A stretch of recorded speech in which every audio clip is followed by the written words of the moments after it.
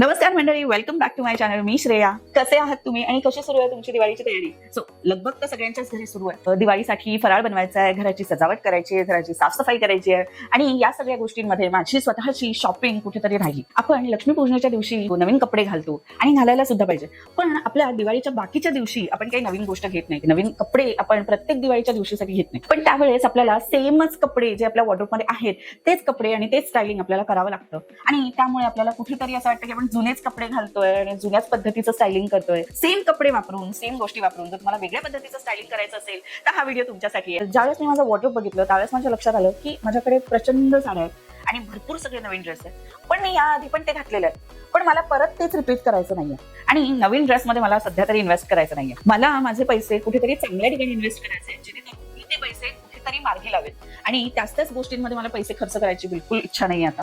पण दिवाळीसाठी एक चांगला लुक तयार करायचा आहे, दिवाळीसाठी छान असं वेगळं काहीतरी करायचं आहे, पण मला असं वाटलं की जुन्या गोष्टींमधूनच आपण नवीन काहीतरी तयार नक्कीच करू शकतो आणि मग आयडिया आली की मी ही गोष्ट तुमच्यासोबत शेअर करू शकते आणि म्हणूनच मी आजचा व्हिडिओ घेऊन आली आहे. खूप जास्त बडबड न करता सुरू करूया आजच्या व्हिडिओला.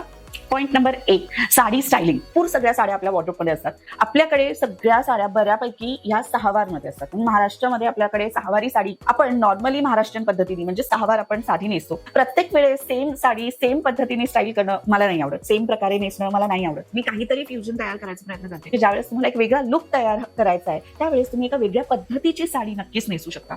आपल्याकडे भारतामध्ये आपण एक खूप परिपूर्ण संस्कृतीतून येतो. वेगवेगळ्या प्रकारचे आपल्याला कपड्याचे पॅटर्न मिळतात. कपडा जे धागा आहे तो वेगवेगळ्या प्रकारचा मिळतो. सिल्क झालं, कॉटन झालं, लिनन झालं, वुलन झालं, चिकनकारी. सो अशा सगळ्या परिपूर्ण संस्कृतीमध्ये आपल्याला जशा वेगवेगळ्या साड्या मिळतात, वेगवेगळ्या प्रकारच्या साड्या मिळतात, तसंच आपल्याला वेगवेगळ्या प्रकारच्या त्या स्टाईल करण्यासाठी पण असे भरपूर सगळे ऑप्शन्स मिळतात. सो गुजरातमध्ये गेलो तर आपल्याला गुजराती साडी बघायला मिळते. महाराष्ट्रामध्ये आपण सहावार नेसतोच. महाराष्ट्र, कर्नाटकमध्ये नऊवार साडी आहे.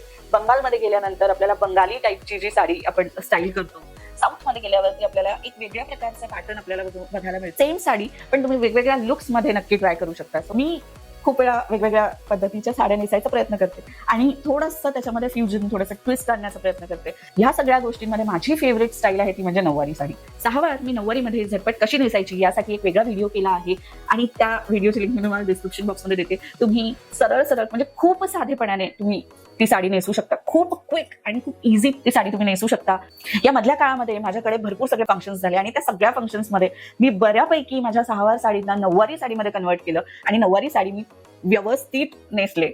खूप सुंदर. एकतर आपल्याला दिवाळीमध्ये फक्तच साडी नेसून बसायचं नसतं, आपल्याला कामही असतात आणि कामं करण्यासाठी आपल्याला एक अशी म्हणजे एक खूप इझी आणि खूप कम्फर्टेबल आउटफिट आपल्याला हवं असते, कम्फर्टेबल पोशाख आपल्याला हवा असतो आणि त्यामध्ये तुम्ही नऊवारी साडीला नक्कीच प्रेफरन्स देऊ शकता. नक्कीच ते कुठेतरी तुम्हाला हेल्प करेल, एक वेगळा लुक प्लस एक कम्फर्ट आणि तुम्ही घरातली सगळी कामं त्यांनी करू शकतात. माझ्या मंगळागौरीच्या उद्यापनाच्या दिवशी पण मी पूर्ण दिवस ती साडी नेसून होते. तर माझ्या अनुभवाबद्दल सांगायचं तर मला बिलकुल पण डिस्कम्फर्ट झाला नाही. मी सगळी घरातली कामं करून, पूजेला बसून, वाढणं करून असं सगळं करू शकले आणि येस, मी गॅरंटी देऊ शकते तुम्हाला की मी वापरलेल्या ज्या टिप्स आहेत त्या टिप्स वापरून जर तुम्ही त्या पद्धतीची साडी नेसली तर तुम्हाला कोणत्याही प्रकारची अडचण होणार नाही. की तुम्ही नक्की ट्राय करा आणि मला सांगा की तुम्हाला खरंच कसं वाटलं ती साडी नेसून दिवसभर तुम्ही खरंच कम्फर्टेबली काम करू शकलात का, हे मला नक्की कळवा. आणि हो, माझ्याच चॅनलवरती तुम्हाला या आधीचा पाडव्याचा जो लुक तयार केलेला आहे त्यामध्ये पण मी एक वेगळा लुक तयार करून दाखवला आहे विथ लिनन साडी. सो या आधी मी ज्या साड्या नेसून दाखवल्या मला त्या सगळ्या काठा पदराच्या होत्या,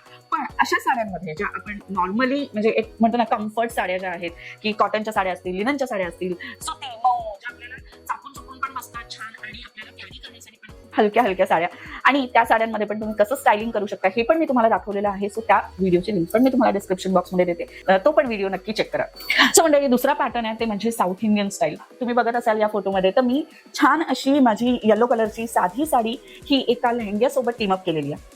खूप सुंदर दिसते, खूप वेगळा लुक, एक साऊथ इंडियन लुक तयार होतो. त्यामध्ये एक वेगळ्या पद्धतीचा लुक तयार करण्यासाठी हे अशी साडी तुम्ही नक्की नेसू शकता. तर मी आता सांगितलं की आपण साड्या वेगवेगळ्या पद्धतीने वेगवेगळ्या प्रकारे नेसू शकतो. तसंच आपण एखाद्या साडीवरती आपल्याला तेच ब्लाऊज घालून पण कंटाळा येतो. ओव्हरऑल आपल्या पूर्ण साडीच्या लुकमध्ये आपल्या 3 गोष्टींवरती आपला फोकस असतो. त्या ऍक्सेसरीज, त्यानंतर आली आपली साडी आणि मग आलं आपलं ब्लाऊज.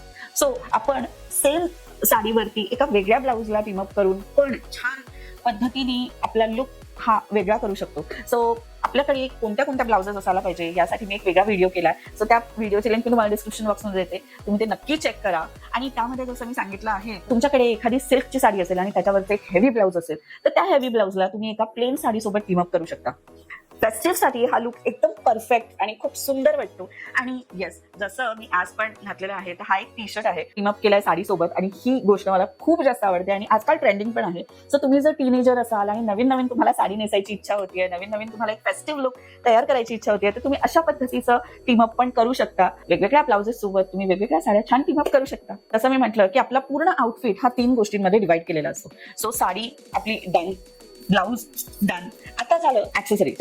आपण खूप वेळा सेम साड्या नेसायच्या टाळतो, यासाठी पण कारण आपल्याकडे सेम ऍक्सेसरीज असतात. आपण सेम प्रकारे आपले केस बांधतो, आपल्या केसांची हेअरस्टाईल सेम असते, आपला मेकअप सेम असतो, आपल्या ज्वेलरी सेम असतात, आणि त्यामुळे आपल्याला तो जो लुक आहे तो सेम वाटत जातो.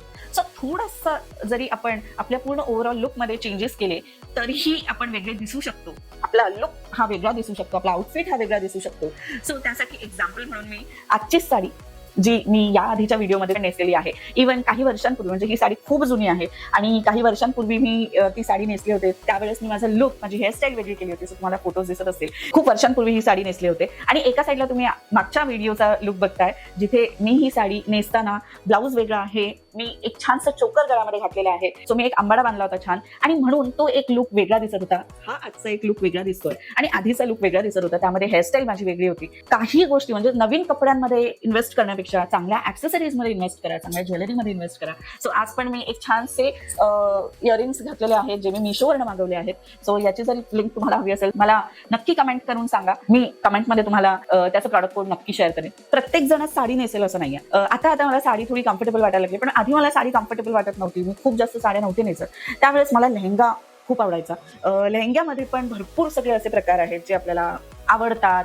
पण आता एकदम वेळेवरती आपल्याला कोणताही लेहंगा मिळणार नाहीये. तर रेडी टू वेअर लेहंगा आणला तर तो आपल्याला फिटिंगला होत नाही. अनस्टिच, सेमी स्टिच लेहंगा आणला तर एवढ्या वेळेवरती कोणी शिवून देणार नाही. पण जर आपल्याकडे जुना एखादा लेहंगा असेल आणि जुन्या एखाद्या लेहंग्यावरती जर आपल्याला एक वेगळा लुक तयार करायचा असेल, तर आपण त्याच्यावरती एक वेगळ्या प्रकारचं ब्लाऊज, जे आपल्याकडे आधी आहे, म्हणजे जसं मी म्हटलं की हेवी ब्लाउजेस जे असतात ते फेकून देऊ नका, ते ठेवा जपून, कारण ते नंतर स्टायलिंगसाठी नक्कीच कामात पडतात. एकतर आपण महागाचे ब्लाउजेस शिवून घेतो आणि त्यानंतर ते फेकून देणं खूप जीवावर येतं, सिरियसली. आणि त्यामध्ये जर आपल्याला असं काहीतरी वेगळं ट्राय करता येत असेल तर का नाही, काय हरकत आहे ठेवायला. सो अशाच पद्धतीने तुम्ही एखादं वेगळं ब्लाऊज एका वेगळ्या लेहंग्यावरती नक्कीच टीम अप करू शकता. सो मंडळी, कशी वाटली तुम्हाला माझ्या स्टायलिंग टिप्स, मला कमेंट सेक्शन मध्ये नक्की कळवा. आणि येस, चॅनलला लाईक, शेअर आणि सबस्क्राईब करायला विसरू नका. व्हिडिओला लाईक करायला विसरू नका. भेटूया मंडळी पुढच्या व्हिडिओमध्ये. तोपर्यंत स्वतःची काळजी घ्या, आपल्या आवडत्या लोकांची काळजी घ्या आणि हसत राहा. आणि हो, दिवाळीच्या खूप खूप खूप शुभेच्छा तुम्हा सर्वांना, आम्हा सर्वांकडून. सो तुमची दिवाळी खूप चांगली, आनंददायी, सुख समृद्धीने भरलेली असो.